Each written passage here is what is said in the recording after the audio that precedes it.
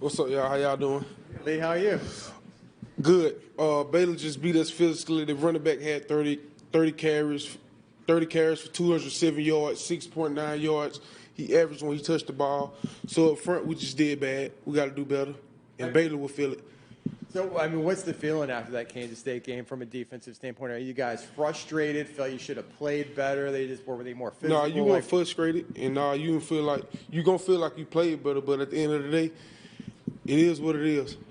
The only thing can fix the loss is a win. So you learn from the mistakes. I had a crucial penalty on a second down, which I knew something happened before that. But if I ain't get that penalty on that second down, that hand to the face, it would have been 3rd and 8, and we would have stopped them. So it's just stuff you learn from. When you look at, Gus said, he was impressed with the positive attitude the team had after the loss, coming back to practice today. What is it about that, the culture, the atmosphere between you guys that maybe will bounce back after this loss? If you fight somebody beats you up, you can't cry about it. You got to go back in the yard and fight again until you win. And with that in mind, after the fight you had on Saturday, what lesson do you feel like you learned that you're going to carry into Baylor next week? It's some good players out here.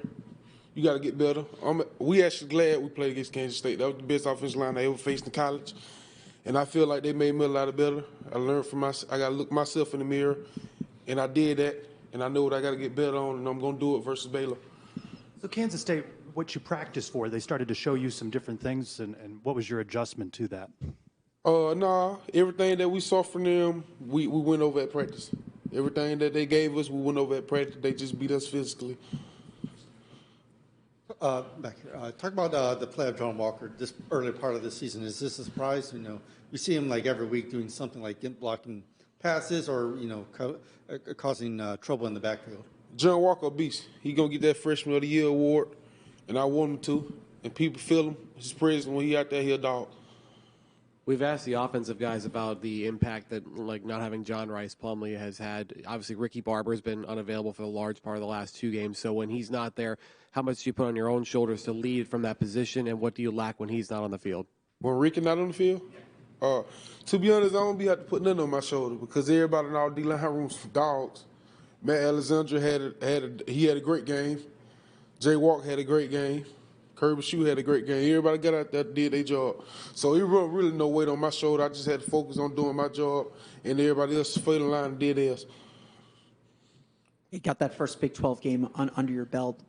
You mentioned how physical they were, but what did you learn about playing at this level and in the Big 12 level from that game on Saturday?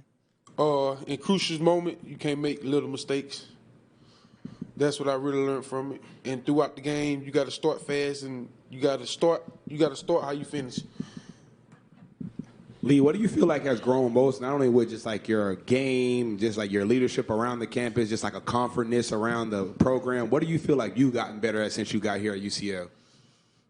Just being myself, not changing who I am as a person. So you heard Gus talking about how physical Kansas State was. Like, what does that mean? Like, how does that actually translate to the trenches? And are you guys, do you strive to be just as physical as a team like they were? No, we just as physical as them for sure. It's just they going to do the same thing and wait for you to be undisciplined. And they caught us in some undisciplined moments, and that's how they really won that game. What type of energy are you bringing into Baylor coming off the loss? The same energy I brought week 1. Let's go. Go to the practice field and practice hard. I ain't going to change who I am, but I'm going to go even harder because we lost. So what's kind of the feeling as you go into this week? Are you guys kind of laser focused on what you got to do to correct things defensively? I mean, knowing how important every game is from here on out? We've been laser focused since week 1. You just learn from the mistake that we put on film as a team and get better from them. Lee, you guys come home and you get the first Big 12 home game here at UCF. It's been a long time coming. A lot of fans are excited about this moment. What is it for you guys? You realize the kind of monumentous moment this is going to be on Saturday. Really, let's go. Only thing can heal a loss is a win. So hit the practice field and go harder, and let's go. You kind of got a taste of that atmosphere at Kansas State every weekend. What kind of atmosphere do you want to see in the Bounce House on Saturday versus Baylor? The same atmosphere we seen week 1. I know we're going to see it again. The fans going to come out and ready to get lit for us, as a lot of people say. So, yeah, same atmosphere the Bounce House get. When you hear Kobe mention you and talk about your style of leadership, how does that make you feel? I feel the same because me and Kobe, that's our relationship. That's my brother. The same thing he got up here and said, we sit and talk behind closed doors, so he not acting, that's true. And I feel the same way about Kobe. Just talked about there were some mistakes, some critical mistakes, but, it was a one-score game. In the fourth quarter, you guys had a lead there in the second half. Those were the defending Big 12 champs. They're definitely going to be up there in the conference race. How do you feel now? I mean, I know you'll have more perspective after you play a few more, but do you feel UCF can get to a point? I know you had some injuries and stuff. You weren't playing at full strength either, but do you think UCF can contend in the Big 12 this year? Could you slow that question down? Yeah, you just went up against the team that was the defending Big 12 champs, and you had chances. It's like 5 You had questions opportunities in the sentence. second half, and you weren't playing at full strength yourself. Backup quarterback, injuries on the defensive line, tight end, what have you. But after going through that, do you still believe that UCF can contend for a Big 12 championship this year? Oh, for sure believe. Do you see what we got on our roster? Tell us about it. Yeah, what do you got? Tell us. Some dogs. From the quarterback room to the receiver room, from the DB room, from the D-line to the linebackers, from tight end, from special team, from the coaching staff, and from Terry the president, we got dogs. Believe. Lee, you go against Timmy a lot, obviously in practice. What has stood out to you about the last couple of weeks about where he's kind of maybe evolved and grown? Honestly, Tim was on scout team last year, so every day we had to contain him when we could play running quarterbacks, and he completing balls last year versus the number one defense. So I been knew Tim was good, and watching his friend from South Florida that they play when UCF played South Florida, and seeing what he did and almost beat UCF before I got here, and they was a pretty good football team. That let me know he was a dog.